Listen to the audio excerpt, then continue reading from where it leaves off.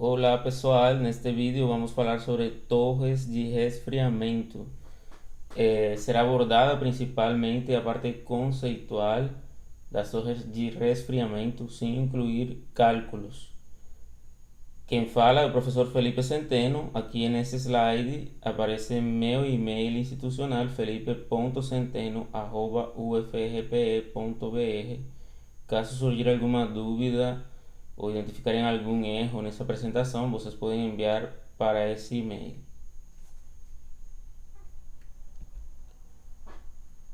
Os objetivos deste vídeo são os seguintes: descrever a finalidade do uso de torres de resfriamento, ou seja, vamos entender o mais básico, para que servem as torres de resfriamento.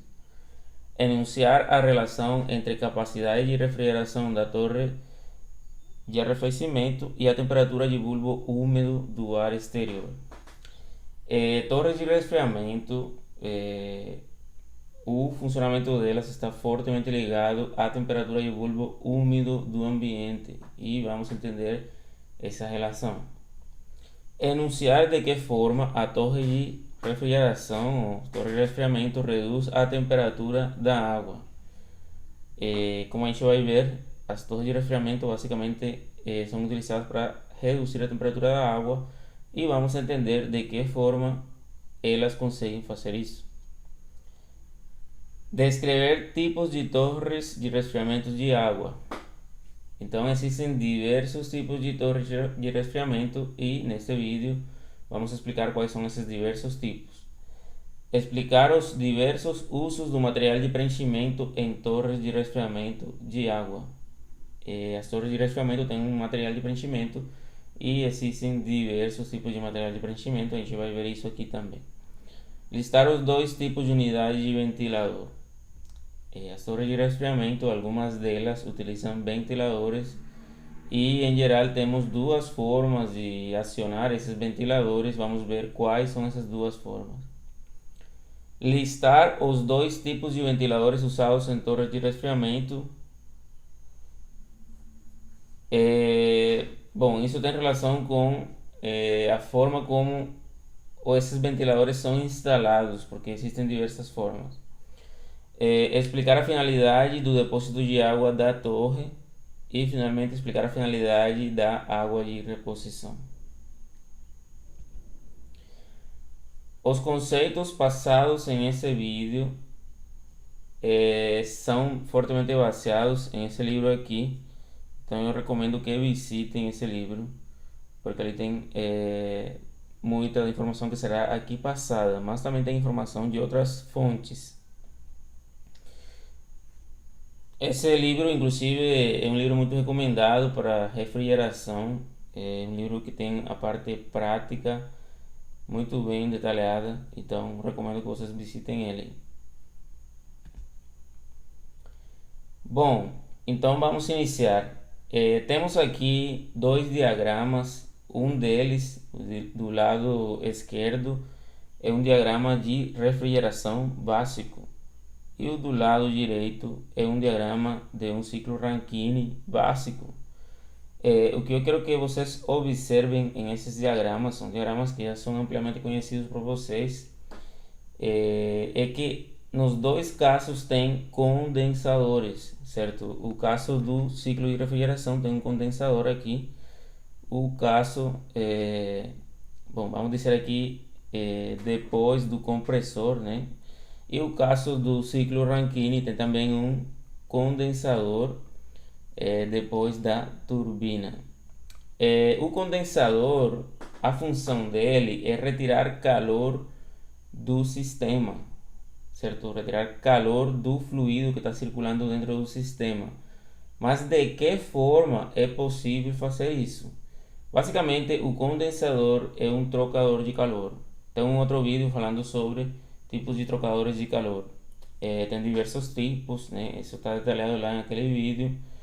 Por exemplo, no caso de um sistema de refrigeração convencional, assim, aqueles que usam em casas, geralmente o condensador é do tipo compacto.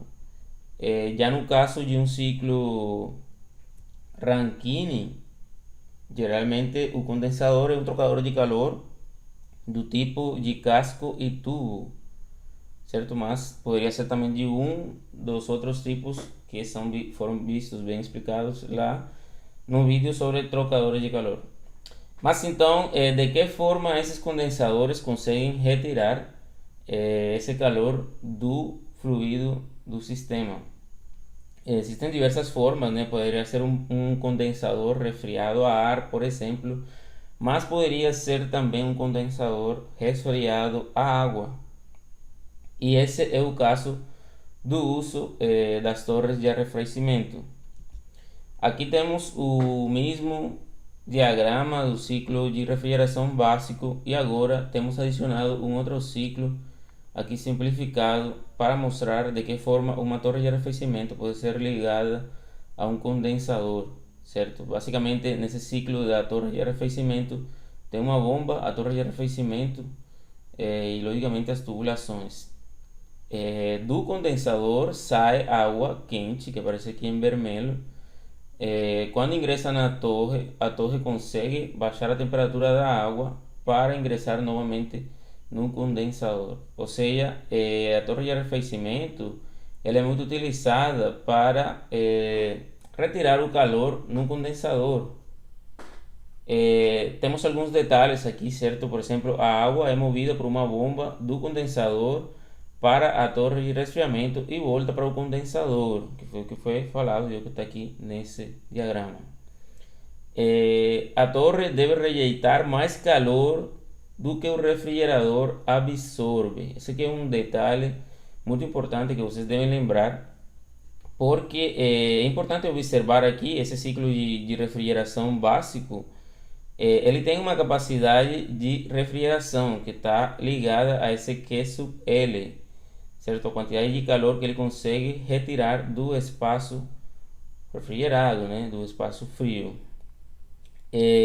Essa é a capacidade do sistema de refrigeração. Mas qual que deve ser a capacidade da torre de arrefecimento, né? Torre de resfriamento em relação a essa capacidade do sistema de refrigeração? Pues basicamente a torre de resfriamento ela tem que ter uma capacidade equivalente a o calor que deve ser extraído num condensador. E se vocês fazem um balanço de energia básico, vocês vão ver que no condensador o calor que deve ser extraído corresponde à soma entre o calor Q sub L mais o trabalho que entra no compressor, certo? Essas duas formas de energia aqui, calor e trabalho, somadas equivalem ao calor que deve ser extraído no condensador e, portanto, equivalem à capacidade da torre de resfriamento. Então, a torre deve rejeitar mais calor do que o refrigerador absorve, porque o refrigerador absorve Q sub L, mas o condensador rejeita Q sub L mais o trabalho, né, do compressor. O compressor adiciona aproximadamente 25% de calor adicional, dependendo do tipo de condensador. Ok, então esse é um dado aqui muito importante vocês levarem em consideração, por exemplo, quando forem dimensionar uma torre de arrefecimento, ou por exemplo, se vocês fazem um cálculo de torre de arrefecimento para um sistema de refrigeração, o valor já deve ser maior do que a capacidade, né? O valor da capacidade da torre deve ser maior do que a capacidade do sistema de refrigeração. Isso é um indicativo de que seu cálculo está indo bem. Aqui temos também um outro sistema de refrigeração que é mais conhecido como um chiller. De que se trata? O chiller é basicamente o seguinte: nesse quadro aqui central, vocês podem imaginar que tem um sistema de refrigeração convencional. Tanto é que tem aqui o condensador, evaporador e também tem um compressor. E aqui seguramente deve ter também uma válvula de expansão. Então aqui no quadro do meio é basicamente um sistema de refrigeração convencional, só que ele está sendo utilizado para refrigerar água, certo? Aqui tem um circuito do lado direito que é um circuito de água refrigerada. E aqui aparece uma carga, né? Logicamente tem uma bomba para fazer essa água circular. Esses chillers são usados principalmente quando se trata, por exemplo, de um ar-condicionado central para um prédio, por exemplo, onde não faria muito sentido colocar tubulações que levem um gás refrigerante, né, por todo o prédio, né? Seria muito gás refrigerante necessário e seria muito complexo, né, de fazer manutenção, inclusive. Então, nesses casos, o recomendado é utilizar um chiller, que ele basicamente vai fazer circular água fria, né, por essas tubulações, ou seja, vai ser a água fria que chega, por exemplo, em cada uma das divisões do prédio, e vai ter também um sistema para trocar calor, absorver calor, certo, da área que está sendo refrigerada para a água gelada que está circulando aqui. Então esse aqui é um chiller e observem então que esse chiller ele tem um condensador, como já falei, essa parte aqui do meio é como se fosse um sistema de refrigeração convencional, e para refrigerar esse condensador é utilizado aqui nesse caso uma torre de resfriamento. Então, no circuito do lado esquerdo tem um circuito de uma torre de resfriamento. Isso aqui é uma aplicação de torre de resfriamento num chiller. Esse diagrama aqui ele está mostrando basicamente o que a gente já falou anteriormente. Num sistema de refrigeração, por exemplo, esse aqui é de 1000 toneladas. Isso faz referência ao calor extraído do ambiente pelo evaporador. Mas o condensador, por exemplo, aqui tem 1250 toneladas. Por quê? Porque o compressor adiciona energia adicional, né, na forma de trabalho.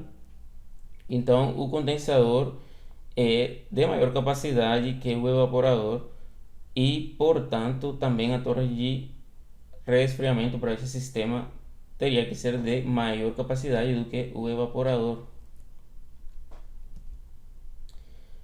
Bom, neste caso temos um diagrama esquemático de um ciclo combinado. Temos aqui, por exemplo, uma turbina a gás e os gases quentes que saem da turbina a gás estão sendo utilizados para evaporar a água, que é utilizada na forma de vapor em uma turbina a vapor. Então esse aqui é um ciclo combinado. E nesse ciclo combinado, o que eu quero mostrar para vocês é que aparece também uma torre de resfriamento. Aqui aparece uma torre de resfriamento auxiliando o condensador do ciclo Rankine, certo? Então aqui aparece uma torre de resfriamento. Agora temos aqui um diagrama esquemático de uma usina nuclear, certo? Então aqui na parte do reator nuclear é gerado muito calor que é utilizado para gerar vapor e esse vapor vai para uma turbina a vapor, ou seja, vai para um ciclo Rankine, é de um ciclo Rankine. E aqui também aparece uma torre de resfriamento, certo? Que está auxiliando novamente o condensador a resfriar o fluido do ciclo. Então, nessa usina nuclear é utilizada uma torre de arrefecimento também. Agora, neste caso, temos um ciclo de potência a vapor, certo? Temos um diagrama esquemático de um ciclo de potência a vapor. Aqui temos uma caldeira onde a água é evaporada e essa água passa por turbinas a vapor, certo? Basicamente temos uma turbina aqui com vários estágios, certo? O estágio de baixa pressão, o estágio de pressão intermediária e o estágio de alta pressão. Novamente, o que eu quero que vocês observem aqui é que aparece também uma torre de resfriamento que auxilia o condensador a resfriar o fluido do ciclo, nesse caso água, que é um ciclo de potência a vapor. Agora temos aqui um diagrama esquemático de uma usina geotérmica.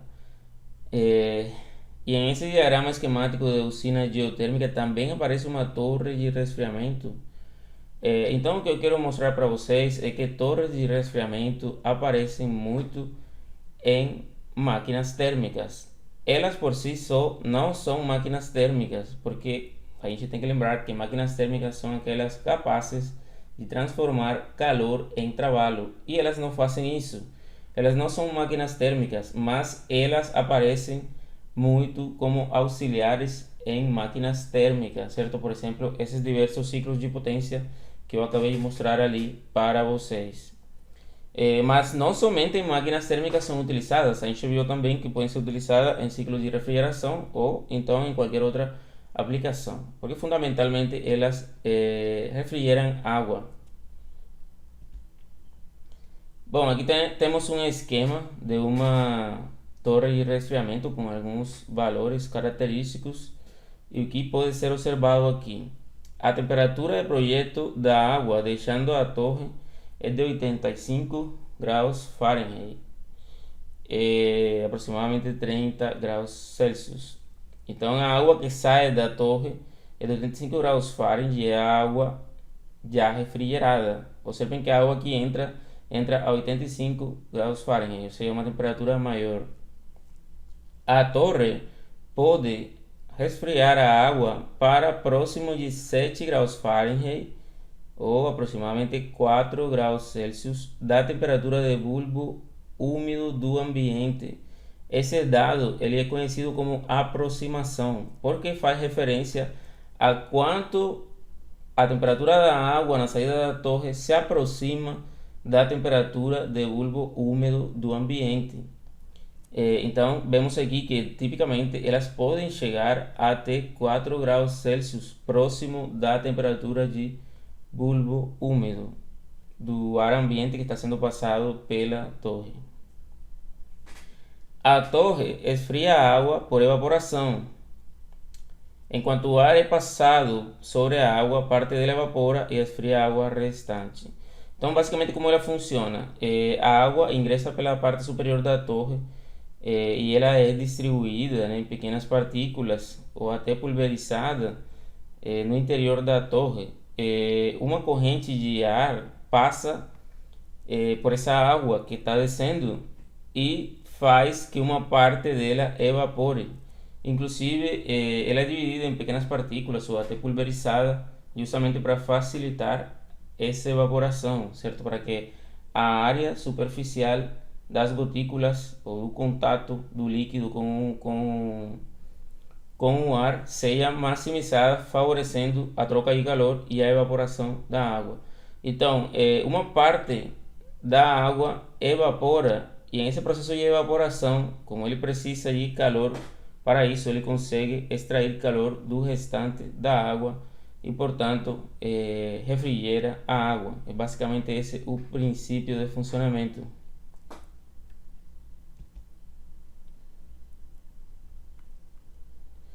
O processo de transferência de calor dentro de uma torre de resfriamento entre água e ar tem parte latente e parte sensível. Observem que, como foi falado, uma parte da água evapora, e esses processos de evaporação, como vocês sabem, eles acontecem a temperatura constante. Mas o processo de resfriamento da água, né, mudança de temperatura, já é um processo sensível. Então existem os dois tipos de processos de troca de calor dentro de uma torre de arrefecimento. A diferença de temperatura entre a água deixando a torre e a temperatura de bulbo úmido, a entrada do ar da torre de resfriamento, é conhecida como aproximação da torre. Isso aqui a gente já tinha visto no slide anterior. Então é chamada de aproximação porque é quanto se aproxima a temperatura de saída da água da torre da temperatura de bulbo úmido do ar que está ingressando na torre, ou seja, do ar ambiente, geralmente. A diferença entre a água entrando e aquela saindo da torre de resfriamento é referida como intervalo da torre.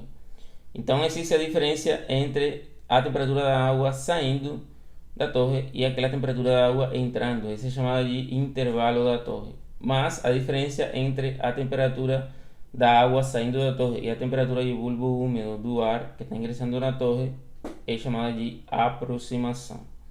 Por exemplo, aqui nesse exemplo que temos aqui, a temperatura de aproximação ou aproximação dessa torre foi de 7 graus Fahrenheit, enquanto que a temperatura ou o intervalo, melhor falando, né, o intervalo da torre é de 10 graus Fahrenheit, certo? De 85 até 95, 10 graus Fahrenheit. E de 78 até 85, 7 graus Fahrenheit de aproximação.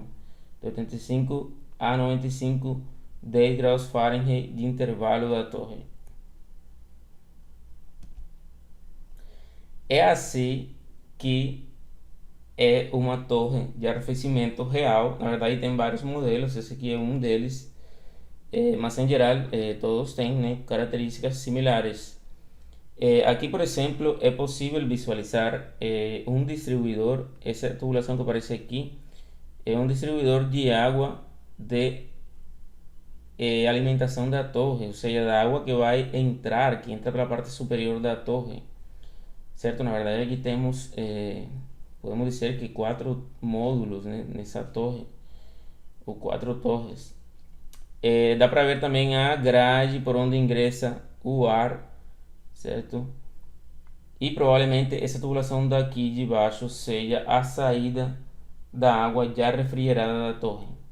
Tem outros detalhes que dá para ver aqui, por exemplo, tem aqui um motor que movimenta o ventilador, certo? O ventilador seguramente está aqui na parte superior, porque aqui já dá para ver o motor desse ventilador, ou desses ventiladores, né? Cada um deles seguramente tem um motor. Dá para ver, por exemplo, uma escada aqui. Esse aqui é uma torre de arrefecimento grande, né? Dá para ver aqui pela proporção, por exemplo, com esse carro. Então tem umas escadas aqui de acesso, tem vários outros detalhes ali.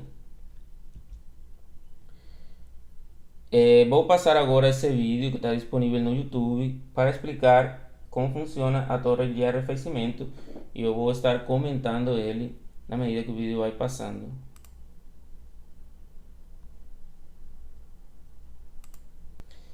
Então ali temos uma torre de arrefecimento, dá para ver o ventilador na parte superior, certo? Inclusive dá para ver um motor diretamente acoplado com o ventilador.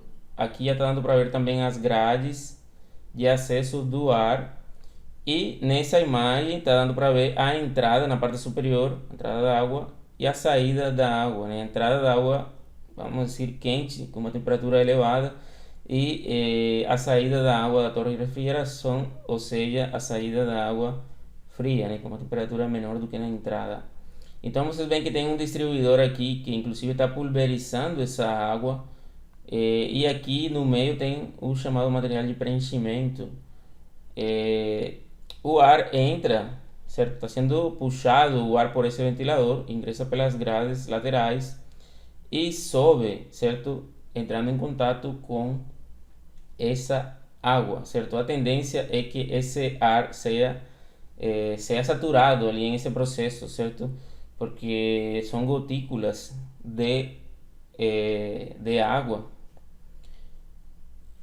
Inclusive, como a gente vai ver em detalhes quando estivermos falando sobre o material de preenchimento, tem também um filme que se forma nesse material de preenchimento e ele também ajuda a aumentar o tempo de permanência da água, né? O tempo de queda da água, vamos dizer assim. Observem que na parte inferior tem um reservatório, essa torre de arrefecimento.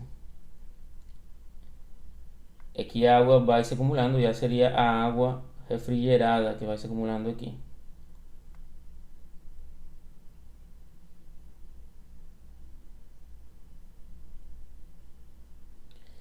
Bom, aqui está uma ampliação das gotículas de água sendo arrastadas. E observem que existe também uma estrutura acima do distribuidor de água que ele tem por objetivo evitar que a água que está sendo arrastada pelo ar saia da torre. Porque a ideia é que seja um circuito, né, a água sempre circulando ali, mas como a água está sendo evaporada, a tendência é que parte da água saia da torre. Então é colocado esse material aqui justamente para evitar que grande parte da água saia. Ainda vai sair uma parte, certo? Porque o ar sai com um grau maior de saturação, mas esse material aqui reduz a quantidade de água que sai da torre de arrefecimento. Agora vamos falar um pouco sobre tipos de torres de arrefecimento, porque existem de diversos tipos. A primeira classificação é que ela pode ser de circulação natural, ou seja, aquela que depende de ventos predominantes, ou seja, não utiliza um ventilador, somente depende do vento predominante na região onde ela é instalada, na área onde ela está instalada.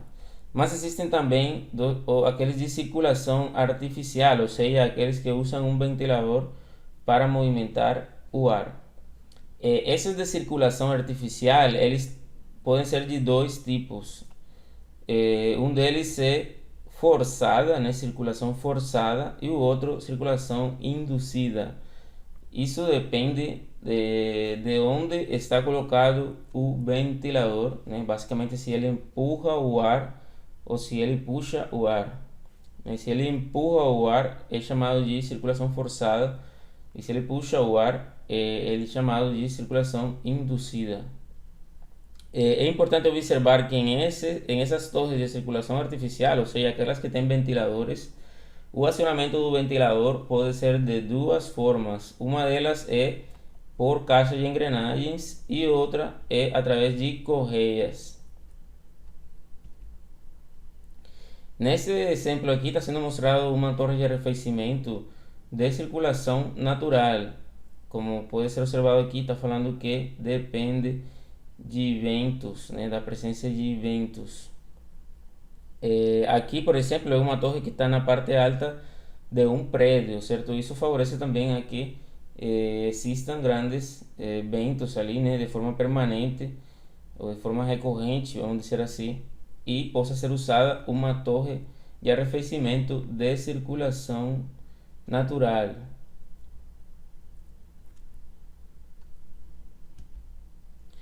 Já aqui em esse exemplo está sendo mostrado uma torre de resfriamento de circulação artificial, certo? Ou seja, aquela que usa ventiladores.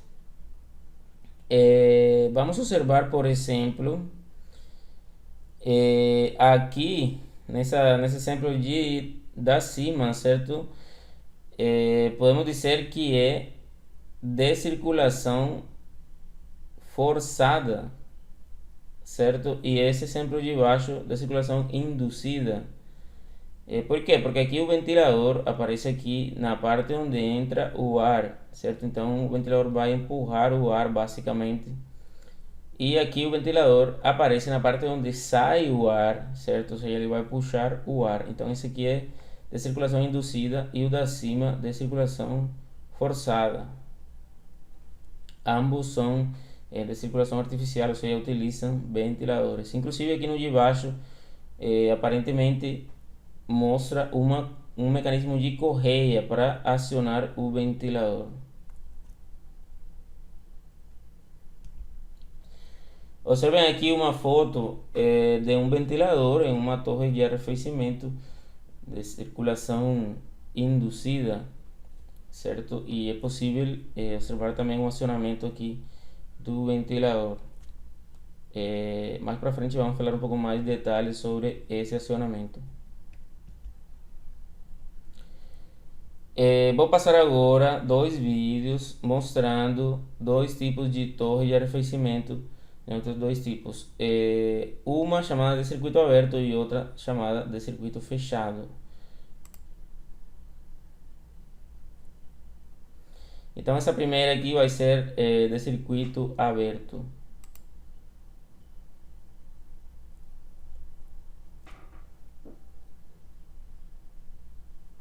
Esse vídeo está disponível no YouTube. Bom, então essa aqui é uma torre de arrefecimento de circuito aberto e vamos entender por que ela é chamada de circuito aberto. Aqui nessa parte pode ser observar a representação do condensador, que provavelmente é um condensador do tipo placas. Aqui vai a água quente que vem do condensador e ingressa para a parte superior da torre de arrefecimento. Ela é distribuída e desce através do material de preenchimento até a parte inferior, enquanto o ar entra pelas laterais e sobe, porque na parte de cima tem um ventilador. O importante aqui é observar que a água que entra pela parte de cima da torre, ela não recircula dentro da torre. Ela entra pela parte de cima e sai pela parte de baixo sem recircular. Então essa é chamada de circuito aberto, diferente da que vamos a ver no próximo vídeo, que é chamada de circuito fechado, porque a água ou o fluido que está entrando pela parte superior da torre recircula.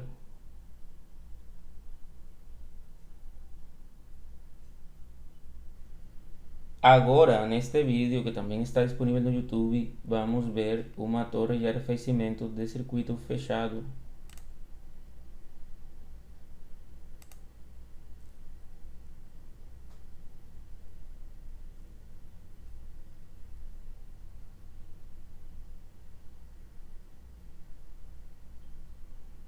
Bom, é um sistema até ali parecido com o que a gente tinha visto antes, mas tem uma pequena diferença, é que tem uma bomba, vocês podem ver uma pequena bomba aqui próxima da torre. Vocês vão entender agora para que ela serve. Você vê a bomba mais próxima da torre, diferente da bomba principal, eh, que circula o fluido através da torre. Então, essa aqui é a bomba que eu estava mencionando. Observem que a água que vai por essa bomba é uma água fria, certo? Pela coloração aqui que está sendo colocada para representar água fria. Essa água vai para um distribuidor, novamente está passando por um distribuidor.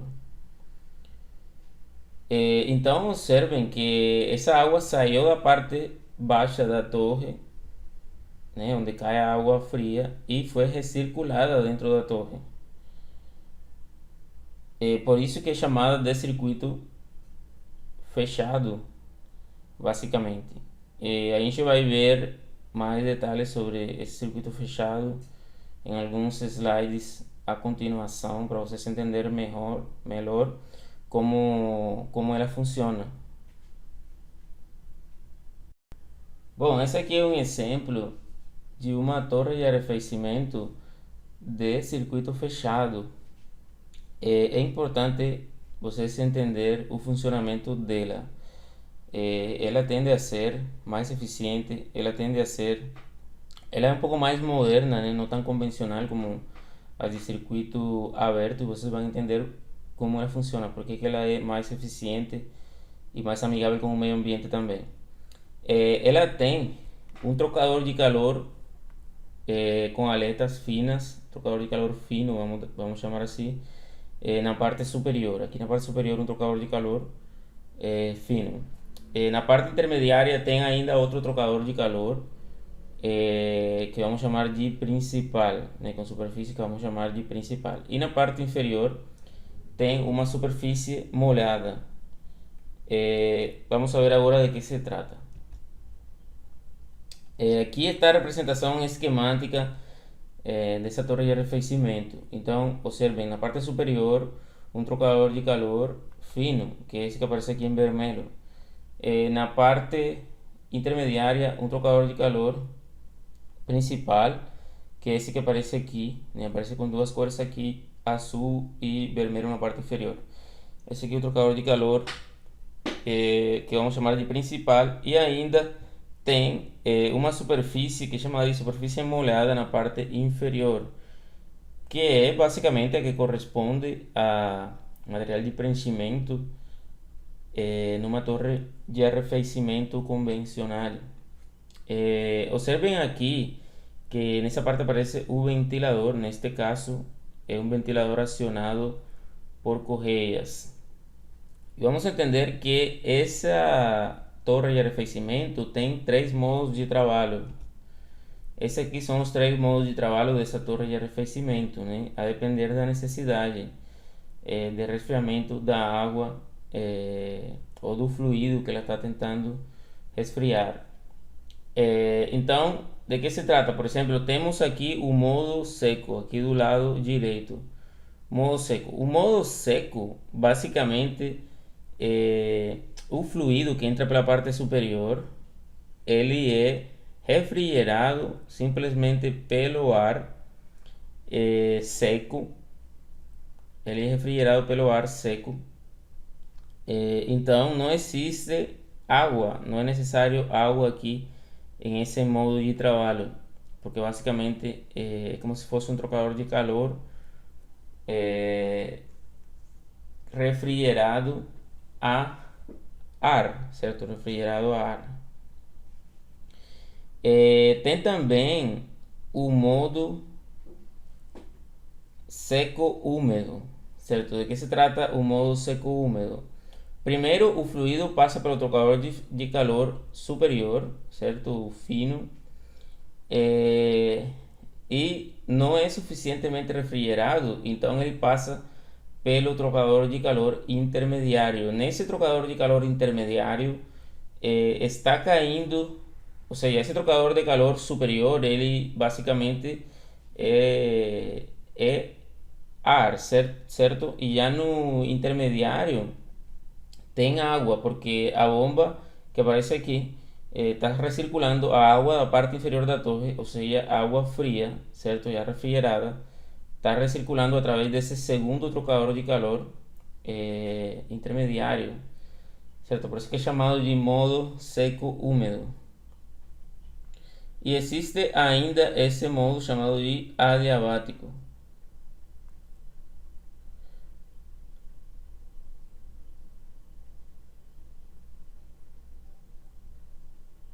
No modo adiabático, basicamente tem circulação de água, certo? Mas essa circulação de água, ela não está passando diretamente pelo fluido, o fluido está sendo refrigerado, na verdade, só pelo ar que passa pelo trocador de calor fino, mas é um ar que foi refrigerado com água, certo? É um ar, porque tem recirculação aqui de água. Então é um outro modo diferente de refrigerar o fluido que está ingressando aqui na torre de arrefecimento. Então observem, né, que esse tipo de torre de arrefecimento de circuito fechado são um pouco mais complexas, né, são um pouco mais, tem maior controle também, né, vários modos de operação dependendo da necessidade de resfriamento.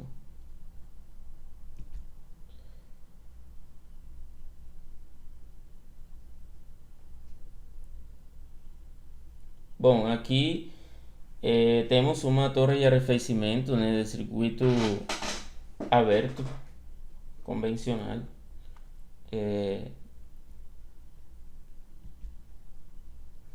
Vamos falar agora sobre proteção contra incêndios. Por incrível que pareça, é muito comum ter incêndios em torres de arrefecimento. E vamos ver por quê, inclusive vamos ver alguns exemplos reais. Pouco uso pode criar um risco de incêndio. Ou seja, algumas vezes a torre não está sendo utilizada, mas ela está à intempérie, né? Ela está ali exposta ao ambiente e, dependendo do ambiente, ela pode pegar fogo, né? Ela pode se incendiar. Os componentes da torre podem ser inflamáveis. Algumas vezes pode ser requerido um sistema para molhar a torre, só para molhar a torre para evitar que ela chegue a pegar fogo. Algumas torres são mantidas molhadas sempre que a temperatura está acima do congelamento. Então, a depender da torre, existe esse sistema para molhar a torre e evitar incêndios. Vamos ver agora um vídeo disponível no YouTube de um incêndio em uma torre de arrefecimento, uma reportagem sobre incêndio em torre de arrefecimento.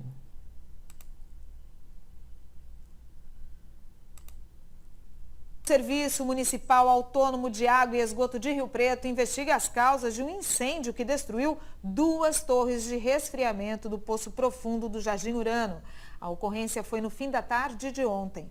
Nessas imagens aí enviadas por telespectadores, dá para ver o tamanho das chamas no local. O fogo era tão alto que dava para ver a fumaça de longe.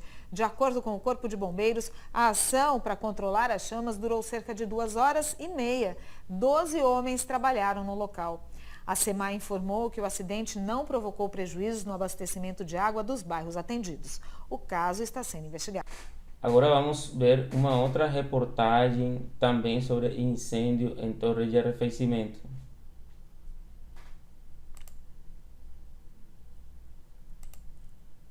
Um incêndio de grandes proporções destruiu uma torre de resfriamento da usina termoelétrica de Candiota, na região da Campanha. A torre, com mais de 10 metros de altura, foi totalmente consumida pelo fogo, controlado pelos bombeiros depois de 1 hora. Ninguém ficou ferido. A causa do incêndio está sendo investigada. A Eletrobras, responsável pela usina, informou que, apesar dos danos, a produção de energia não foi afetada. Vamos falar agora sobre o material de preenchimento, que a gente já viu um pouco sobre ele, a gente se adiantou um pouco, mas vamos ver agora aqui mais detalhes. Basicamente, o material de preenchimento ele está projetado para retardar o fluxo da água escorrendo pela torre, certo? Se não tivesse um material de preenchimento, a água cairia mais rapidamente. Então, o material de preenchimento ele retarda o fluxo da água, certo? Favorecendo a troca de calor entre a água e o ar. Existem de dois tipos. Um tipo chamado de respingo e um tipo chamado de filme, ou também chamado de superfície molhada. O tipo de respingo são basicamente ripas de madeira ou então de tubos de PVC ou de algum tipo de plástico que tem perfurações, certo? A estrutura da torre suporta as ripas no ângulo correto, né? Ela deve ter uma estrutura para suportar as ripas, logicamente, né, no ângulo certo.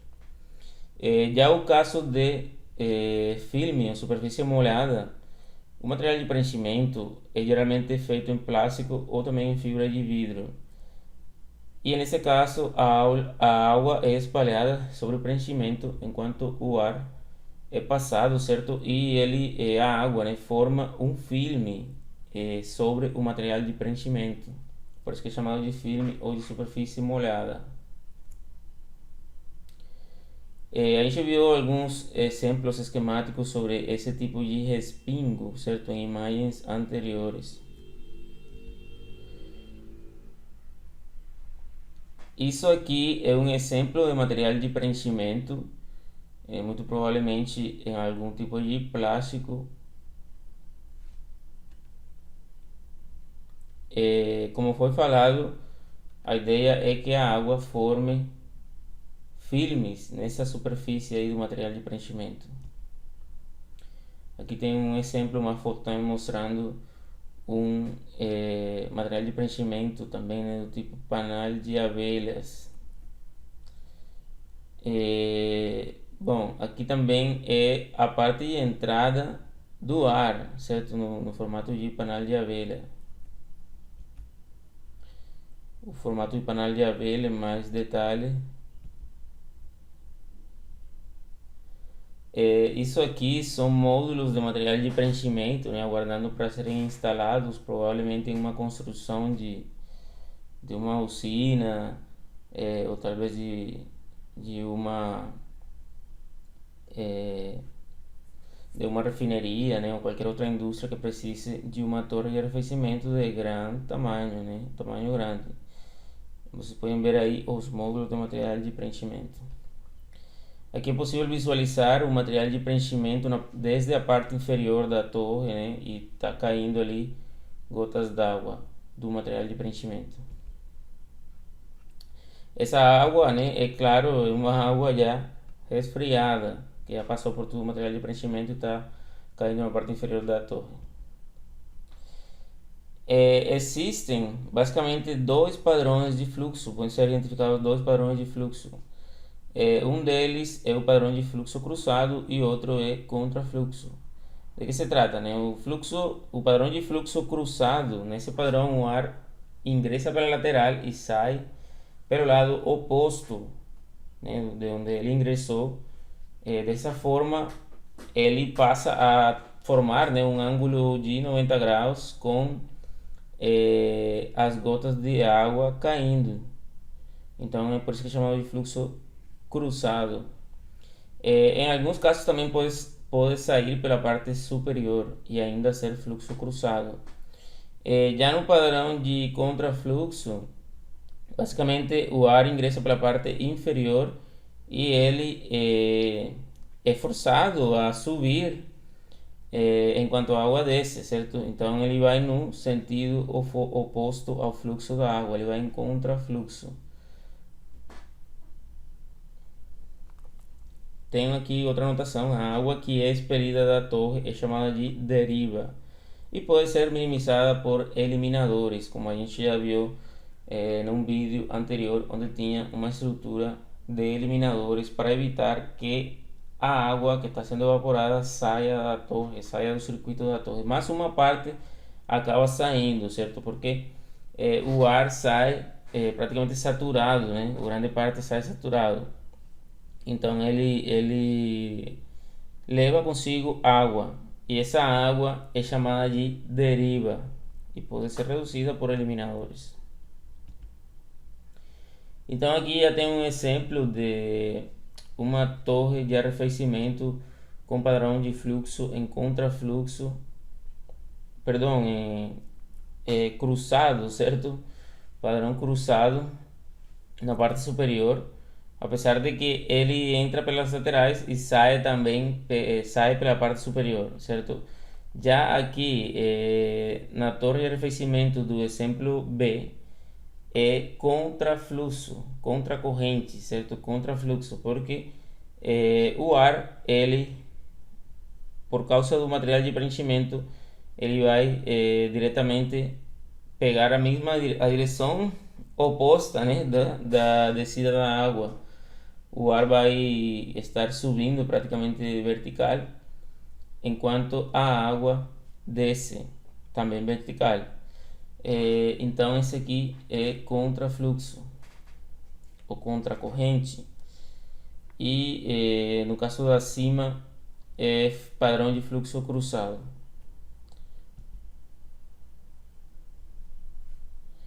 Bom, também é importante observar que existe um outro padrão de fluxo cruzado mais evidente, que é aquele onde o ventilador aparece em uma das laterais da torre, certo? Nesse caso, também é um padrão de fluxo cruzado, um padrão de fluxo cruzado mais evidente, né? Porque o ar praticamente circula horizontalmente, enquanto a água circula verticalmente. Quais são os materiais utilizados para a fabricação de uma torre de arrefecimento? Vocês devem levar em consideração que esse material ele precisa suportar as condições ambientais, certo? Porque ele está na intempérie, ele está no ambiente. Ele também deve suportar vibrações do mecanismo do ventilador e sua respectiva unidade, certo? Tem um motor e um ventilador e vai causar vibrações que devem ser suportadas por esse material da torre. Geralmente é feita em aço galvanizado, mas também pode ser feita em fibra de vidro ou polímero reforçado com fibra de vidro, conhecidos como PRF. Torres maiores podem ter uma base de concreto, inclusive pode ter torres feitas em concreto, dependendo do tamanho, né? Os lados da torre podem ser feitos em madeira, fibra de vidro, polímero reforçado com fibra de vidro corrugado. Então tem diversos materiais que podem ser utilizados e duas considerações importantes são que ele deve suportar as condições ambientais, porque ele está na intempérie, e também ele deve suportar vibrações do mecanismo do ventilador e sua unidade motora. Aqui tem um exemplo de uma torre de arrefecimento que provavelmente foi fabricada em lâmina de galvanizado. Outro exemplo de torre de arrefecimento, provavelmente em lâmina de galvanizado também, é que é possível observar o motor que aciona o ventilador, que é aquele que vai causar vibrações, né, que o material deve suportar. Bom, aqui nessa imagem é possível ver o material de preenchimento, aparentemente um plástico. Falando mais sobre o ventilador, existem fundamentalmente dois tipos de acionamento do ventilador. Um deles é acionamento por correia, e outro é o acionamento por transmissão de caixa de engrenagens.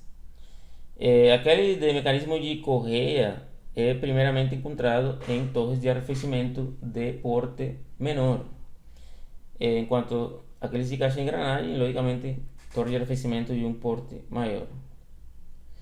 Observar que em esses mecanismos de caixa de engrenagens, os motores são geralmente montados em um ângulo de 90 graus para o ventilador. A gente já viu inclusive algumas fotos e vamos ver algumas outras fotos mostrando esse detalhe aqui, de que geralmente o motor forma um ângulo de 90 graus com o eixo do ventilador, no caso de caixa de engrenagens. Essa caixa de engrenagens pode ser projetada para reduzir a velocidade do ventilador, ou seja, para manipular, né, a velocidade do ventilador em relação à velocidade do motor. Logicamente que também isso seria possível no mecanismo de correias, né, dependendo das poleias que estão sendo utilizadas. Mas aqui no mecanismo de engrenagens ele pode ser como uma espécie de caixa de velocidades. Bom, é importante também observar que o motor, a caixa de engrenagens, rolamentos devem estar acessíveis para manutenção. Então aqui temos dois mecanismos de acoplamento do eixo do ventilador. Aqui temos uma imagem de um ventilador utilizando o mecanismo de correias.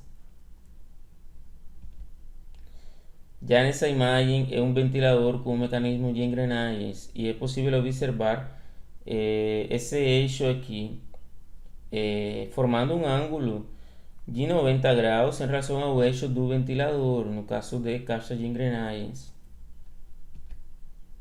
Novamente, um ventilador acionado por caixa de engrenagens e claramente se observa o eixo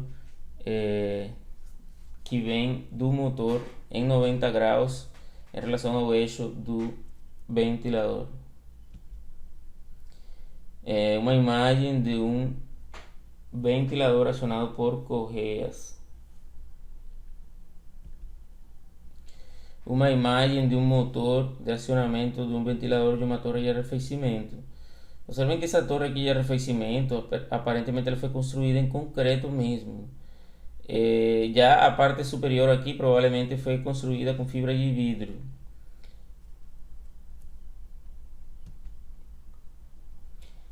O acesso à torre, muito importante. O preenchimento da torre deve estar acessível para limpeza ou substituição. Limpar o lodo da bacia da torre. Lixo característico de pássaros e outros poluentes se acumulam no depósito. Então, pelo formato da torre, muitas vezes pássaros vão em direção à torre, né? Ficam na torre e acumulam lixo característico de pássaros. Por exemplo, cocô de pássaros ou palhas, enfim, lixo característico de pássaros, entre outros poluentes. Isso tudo vai se acumulando no depósito da torre. É importante que exista um filtro que evite que esse lixo ingresse na bomba, no circuito da água, no resto do circuito da água. Então é importante a presença de um filtro antes da bomba. Escadas fornecem acesso a ventiladores e mecanismos de acionamento em torres altas. A gente já viu inclusive uma foto de uma torre de arrefecimento incluindo escadas. Aqui temos uma imagem de torre de arrefecimento anteriormente mostrada e agora estamos fazendo ênfase na porta de acesso, né? Porque o material de preenchimento, por exemplo, deve ser acessível para troca e manutenção. Aqui temos uma imagem de torre de arrefecimento também apresentando o detalhe, por exemplo, das escadas para os funcionários aceder, por exemplo, aos motores dos ventiladores, fazer manutenção. Uma torre de arrefecimento de grande porte, muito provavelmente construída em concreto e tem uma escada, né, de acesso para a parte alta, onde seguramente tem um ventilador. Aqui temos um operário fazendo manutenção da torre de arrefecimento, fazendo limpeza do material de preenchimento, na parte baixa do material de preenchimento, principalmente, né, com água à pressão.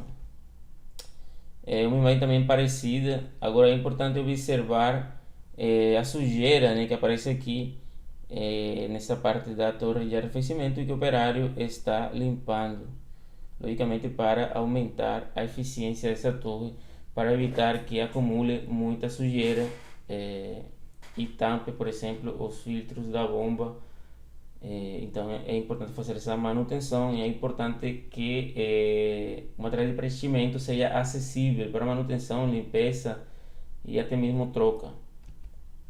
Aqui temos um operário fazendo manutenção do material de preenchimento. Aparentemente ele está fazendo uma troca de material de preenchimento, ou talvez retirou o material de preenchimento para limpeza e está colocando ele novamente. Temos aqui um operário fazendo limpeza na parte inferior da torre, onde se acumula a água. Aqui também é possível observar o mecanismo para controle de ingressos de água, que é muito parecido com o mecanismo que usam algumas privadas. Bom, acessibilidade, novamente acessibilidade do material de preenchimento para troca, manutenção, limpeza. O reservatório da torre. A área onde a água da torre é coletada é chamada de reservatório da torre, ou seja, a parte inferior da torre. A água do depósito não deve congelar, né? Dependendo da situação da área onde se encontra essa torre, vai ter tendência a congelar e ela não pode congelar, não pode acontecer de congelar. Então, algumas vezes se encontra um mecanismo para aquecer essa água da torre a uma temperatura, né, acima da temperatura de congelamento. É curioso, né, porque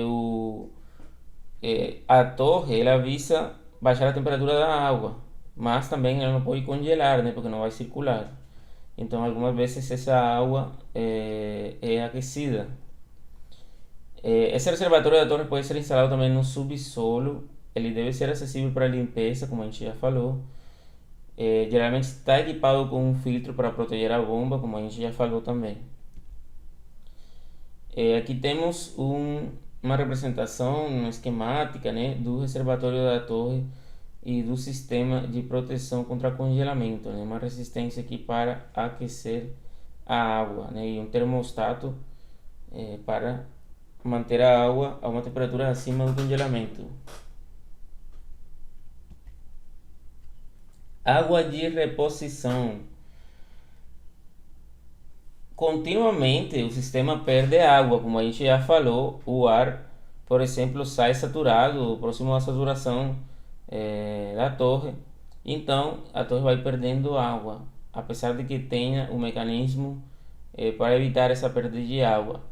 Então, como vai perdendo água, é necessário que exista uma reposição dessa água que está sendo perdida continuamente, né? E essa água, esse mecanismo para reposição de água pode ter em geral três formatos, né? Formato de boia, como eu falei, é muito parecido àquele utilizado em algumas privadas. Tem também um formato de válvula controlada por solenoide e um formato com eletrodos que medem o nível da água e, baseado nisso, adiciona água de reposição. No caso do formato de boia, logicamente, quando o nível de água cai, a boia desce abrindo uma válvula para ingressar água. No caso da válvula controlada por solenoide, pode ser um sistema parecido com o sistema de boia, só que ele controla um solenoide que vai ativar o ingresso da água. Geralmente, quando se trata de uma torre de arrefecimento de um tamanho maior, que provavelmente uma válvula maior, então não é suficiente com um sistema de boia simples, então utiliza um sistema de válvula controlada por solenoide. E o sistema de eletrodos, que também utiliza uma válvula, mas o sensor já não é uma boia, mas sim eletrodos, como vamos ver nas imagens a continuação. Aqui temos, por exemplo, a representação esquemática na figura A representação esquemática do sistema de boias, como eu já falei, é muito parecido àquele utilizado em algumas caixas d'água, por exemplo, ou em algumas privadas. Temos aqui na representação esquemática B, na figura B, uma válvula controlada por solenoide. Observem que ele também tem uma boia aqui flotante, mas agora ele tem, essa boia tem um solenoide que vai abrir uma válvula. Como eu já falei, talvez é um sistema um pouco maior do que esse que utiliza somente uma boia, então precisa de uma válvula ativada por solenoide. E aqui na parte C tem o sistema por eletrodos. Por exemplo, tem um eletrodo aqui menor, um eletrodo maior. Quando o nível de água atinge o eletrodo menor, vai ter condutividade nos eletrodos e vai ativar, né, o solenoide da válvula de água de reposição. Aqui temos uma imagem da parte inferior de uma torre de arrefecimento, onde é possível ver claramente uma boia. Aqui tem uma boia, mas também é possível ver a sujeira acumulada, bactérias, né, algas e outro tipo de sujeira, por exemplo, aquela característica de pássaros, acumulada na parte inferior da torre. Certamente é uma torre que não teve uma manutenção muito recente, né, no momento da foto. Aqui temos novamente uma boia. E aqui nessa imagem é possível observar aparentemente aquela superfície molhada que aparece em torres de arrefecimento do circuito fechado.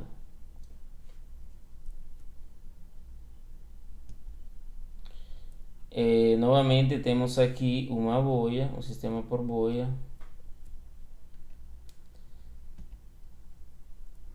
Existe um processo nas torres de arrefecimento chamado de esvaziado. De que se trata esse processo? A ideia é sangrar uma parte da água do sistema, né? Ou seja, extrair uma parte considerável de água do sistema. Observem que é diferente, né, o esvaziado do que a gente estava explicando agora. O que a gente estava explicando agora é que parte da água sai da torre e precisa de uma reposição. Agora o esvaziado é diferente. O esvaziado é que de propósito é retirada uma certa quantidade de água, né? Se sangra, né? Uma certa quantidade de água. Por que isso é feito, né? É retirada uma certa quantidade de água que vai ser substituída por água nova, né? Porque basicamente para reduzir a quantidade de sujeira presente na água ou a quantidade de sais também presentes na água, né? A água naturalmente ela contém sais, minerais. E na medida que ela vai sendo evaporada, o que evapora é a água pura, não esses sais minerais. Então esses sais minerais eles vão se acumulando, e quando se acumulam em uma grande quantidade eles se tornam um problema. Então precisa ser retirado mediante esse mecanismo chamado de esvaziado, ou também, né, para retirar outro tipo de sujeiras. Então o esvaziado está projetado para reduzir a quantidade de materiais sólidos na água. O esvaziado permite a diluição de sólidos no circuito da água, certo? Uma diluição, porque você está retirando uma quantidade de água que tem sólidos e está adicionando água que não contém muitos sólidos, então os sólidos que ficam diluídos. O esvaziado reduz a queda de pressão e a temperatura de aproximação. Ou seja, logicamente o esvaziado favorece a eficiência da torre. Aqui temos um diagrama explicando esse assunto que acabou de ser mencionado aqui, de que o esvaziado reduz a queda de pressão. Por exemplo, aqui temos um sistema de refrigeração, e o condensador desse sistema de refrigeração está ligado a um circuito de torre de arrefecimento. Então o que acontece? Na medida que essa torre de arrefecimento vai acumulando materiais sólidos, ou, né, algas, sais minerais, sujeiras, à medida que vai acumulando isso tudo, vai fazendo com que o condensador seja mais ineficiente, né? Porque vai tampando as áreas de troca de calor, né? E isso vai ver-se representado em uma maior queda de pressão, certo? Do circuito de refrigeração. Então, por exemplo, aqui está falando que a queda de pressão deveria ser 200 psi e está sendo 250 psi, ou seja, o condensador ele não está fazendo seu trabalho de forma adequada, né? Não está condensando o fluido de refrigeração de forma adequada e está causando essa maior queda de pressão ali no circuito de refrigeração. Então, isso tudo pode ser evitado fazendo um esvaziado na torre.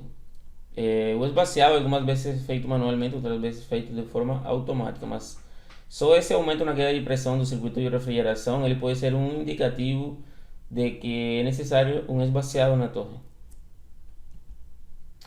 Então aqui está mostrando diversos mecanismos de esvaziado, por exemplo, na figura A seria um esvaziado manual, certo? Tem uma saída aqui que a pessoa controla, né, uma válvula para esvaziar de forma manual.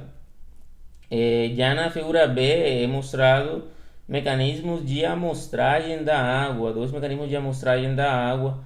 Qual que é a ideia? Fazer uma amostra da água para verificar se tem muita concentração de sais ou de outro tipo de sujeiras que deem um indicativo de que precisa ser feito um esvaziado.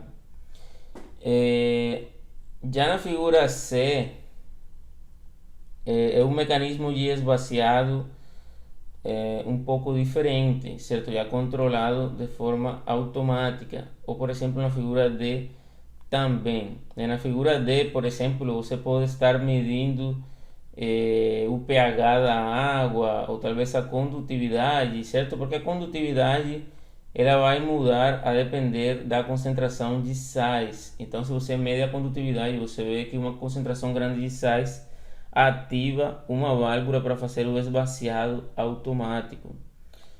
Logicamente, quando você faz o esvaziado também fica ativa a válvula de água e reposição. E isso tudo acontece ali, né? Vamos dizer assim, de uma forma automática.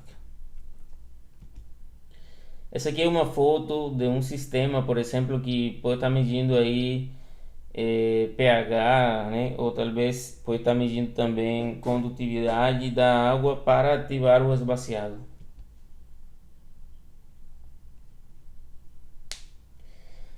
Equilibrando o fluxo de água da torre. É muito importante equilibrar o fluxo de água, ou seja, a distribuição de água que ingressa na torre, para que o processo na torre aconteça da forma mais eficiente, certo? O fluxo para cada célula da torre deve ser igual. Existem as bandejas de distribuição, né? Ou então os pulverizadores. As bandejas de distribuição elas recebem água retornando do condensador, ou seja, a água que vem do condensador, que precisa ser refrigerada, ela cai primeiramente nas bandejas de distribuição. No caso que ela tenha bandeja de distribuição, é claro, se não tem um mecanismo de pulverização de água. É necessário que essas bandejas de distribuição, os furos sejam calibrados para distribuir a água de forma uniforme. Por exemplo, pode ser que tenha acontecido alguma coisa que aumentou o tamanho dos furos, ou então o acúmulo de sais nos próprios furos pode ter diminuído o diâmetro dos furos, o tamanho dos furos. Então, esses furos precisam ser calibrados, né, a cada certo tempo, verificado que está tudo em ordem, ou seja, que eles estão distribuindo a água de forma uniforme, equilibrar, né, o fluxo. Observar que esses furos eles precisam estar limpos, é o que eu falei agora. Por exemplo, se acumula muitas sais ou algas, sujeira, eles vão mudar, né, a área transversal e, portanto, vai ser diferente a distribuição de água em furos diferentes. Existem em algumas horas também válvulas de balanceamento que devem ser ajustadas de forma adequada. Então aqui tem um esquema de uma torre de arrefecimento onde são indicadas as válvulas de balanceamento. certo, que controlam a pressão necessária para a distribuição da água, né, por exemplo, pulverizada. Aqui nesse diagrama esquemático está sendo mostrado o caso de um distribuidor de água na parte superior que tem, por exemplo, um erro aqui nos furos, né? Alguma coisa aconteceu que o furo ficou maior aqui e vocês podem ver que a distribuição de água não é uniforme, está sendo distribuída mais água do lado direito, né, do que do lado esquerdo. Então isso não deve acontecer, isso não é adequado, não está nas condições de projeto e vai fazer com que a torre se torne ineficiente. Então os furos precisam ser calibrados. Aqui temos uma imagem de furos entupidos, provavelmente com sais ou algum outro tipo de sujeira que vai sendo acumulada. Então os furos normalmente precisam ser calibrados, tem alguns inclusive totalmente tampados, certo? Então isso significa que não está acontecendo corretamente a distribuição. Falar um pouquinho sobre as bombas d'água, né? O circuito de água da torre de arrefecimento ele utiliza bombas, certo, para movimentar a água no circuito. Essa bomba é responsável pela movimentação da água através do condensador e do circuito da torre de arrefecimento. Geralmente são utilizadas bombas centrífugas. Ela pode ser do tipo estreitamente acoplada, que é aquela na qual o impulsor é montado no próprio eixo do motor. Geralmente esse tipo de bombas são pequenas, não são as maiores. As maiores não estão estreitamente acopladas. Logicamente existe um selo no eixo que impede o vazamento da água, né? Porque a bomba está diretamente acoplada aí com o eixo do motor.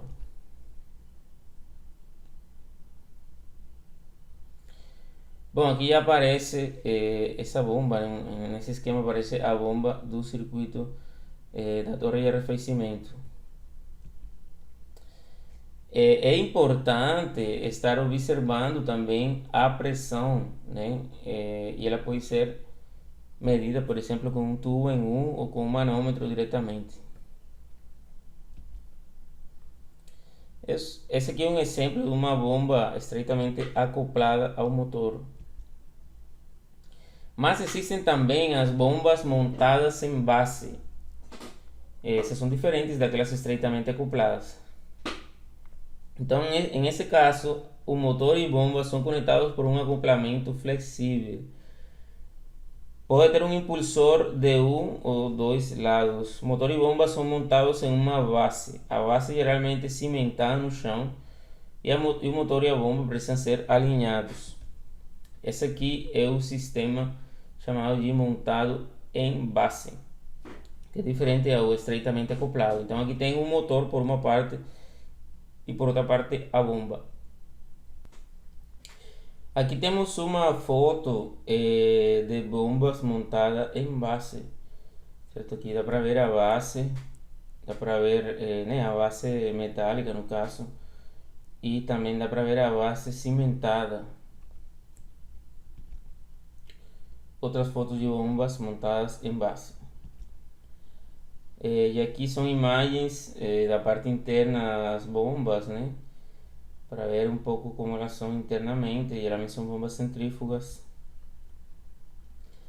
Em essa foto é possível ver o acoplamento, né? O sistema de acoplamento aqui na bomba. Falando mais sobre a bomba, logicamente ela precisa de uma vedação de eixo. Geralmente as bombas são construídas, fabricadas, né, em ferro fundido, a parte da carcaça, né? E os impulsores geralmente são usinados em bronze. O óleo do impulsor deve estar embaixo d'água durante o arranque. Caso não esteja, ela não vai funcionar. Então, se a bomba estiver localizada acima do reservatório, deve ser cheia com água antes de iniciar.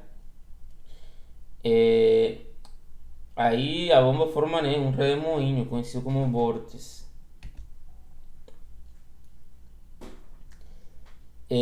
Nessas imagens está sendo mostrado detalhes dos selos, né, que vedam, selos mecânicos que vedam a bomba. Essa aqui é uma bomba que tem um mecanismo de lubricação por água, né? Observem que dessa parte aqui é extraída a água em alta pressão, né? E essa água é injetada aqui para lubricação por água, aqui na parte dos rodamentos.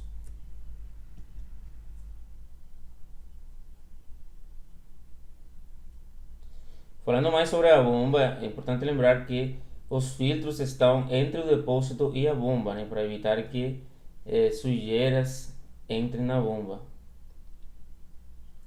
Algumas vezes existe a chamada válvula de derivação da torre, que ela serve para ajudar a manter a pressão correta da água durante a partida em condições de baixo ambiente. Ou seja, ela ajuda a regular, por exemplo, a pressão da água de forma automática. A água de saída da bomba é circulada novamente para a entrada da bomba, ou seja, é uma válvula que consegue, né, recircular a água diretamente da saída da bomba para a entrada da mesma, sem passar pela torre, seja toda ou uma parte, né, para regular a torre.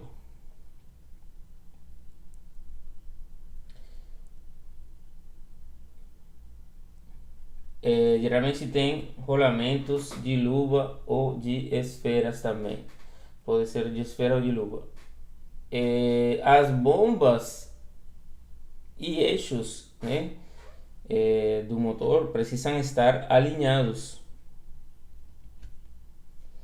Bom, aqui tem algumas imagens mostrando, por exemplo, uma bomba tomando água do reservatório da torre de arrefecimento. Aqui é possível ver um filtro, né, que evita que a sujeira ingresse na bomba.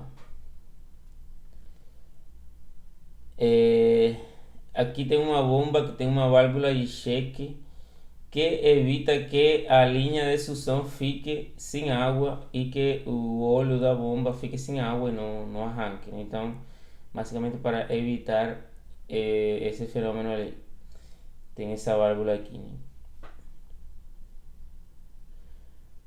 Aqui tem um mecanismo que evita também que a água que vai para a bomba leve muitas sujeiras.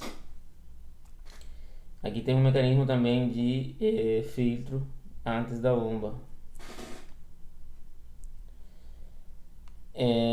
Bom, aqui tá dois tipos de filtro, um filtro um pouco mais grosso, um filtro um pouco mais fino, um filtro um pouco mais fino, colocado depois da bomba.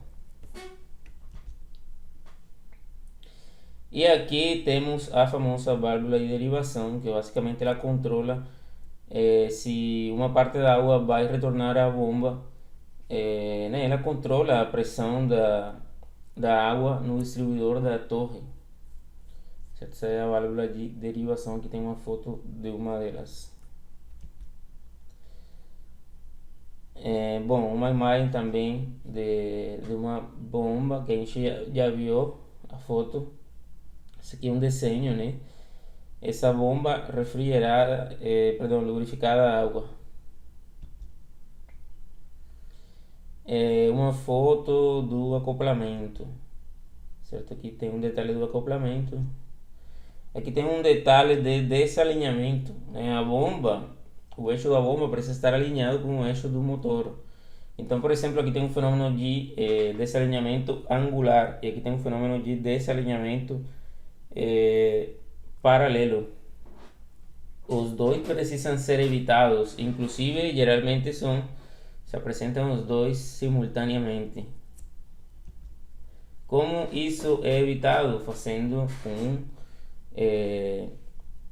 um alinhamento que pode ser feito, por exemplo, com um relógio indicador.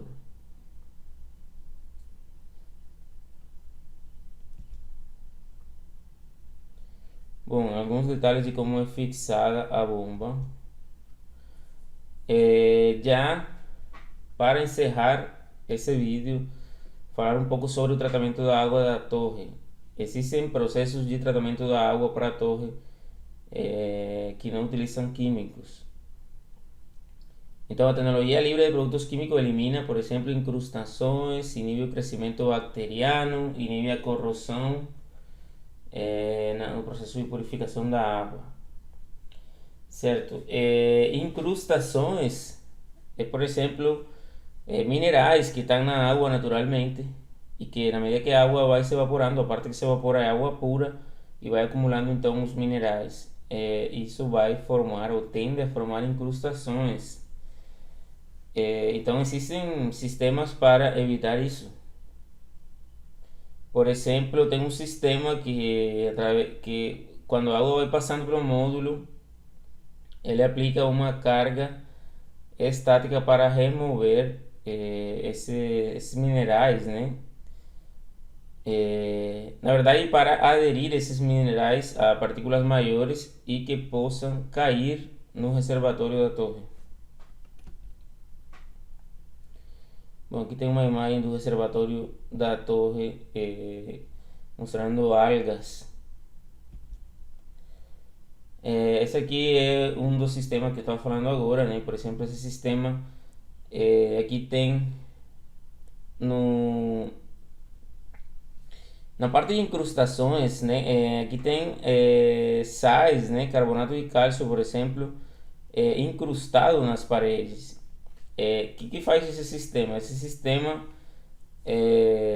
consegue que esse carbonato de cálcio adera a partículas que estão em suspensão, partículas um pouco maiores que estão em suspensão e precipite, certo? Então ele precipita na parte inferior da torre e não se torna um problema de incrustação, certo? Porque o problema é a incrustação, por exemplo, em tubulações que iriam fazer mais difícil a manutenção. São utilizados também separadores de partículas que funcionam parecido com ciclones. São espirais de ação de vórtice que levam partículas para uma câmara de coleta e purga. Existe também o controle bacteriano por pulso elétrico de alta frequência. Esse controle bacteriano acontece por dois mecanismos, um chamado de encapsulamento e outro chamado de eletroporação. Essa aqui é uma imagem de um separador de partículas, né, por efeito de vórtice ou de vórtice. Bom, aqui já é um circuito completo de uma torre de arrefecimento mostrando vários desses sistemas de condicionamento da água que foram apresentados, né, sistemas de tratamento de água. Também é importante o controle de corrosão. Corrosão é eliminada por remoção de produtos químicos, pelo não uso de água amolecida, ou seja, água desmineralizada. Por quê? Porque esses minerais também inibem a corrosão.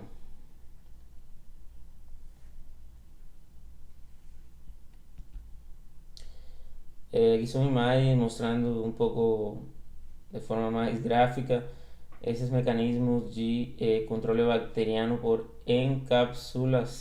encapsulamento e eletroporação. Obrigado.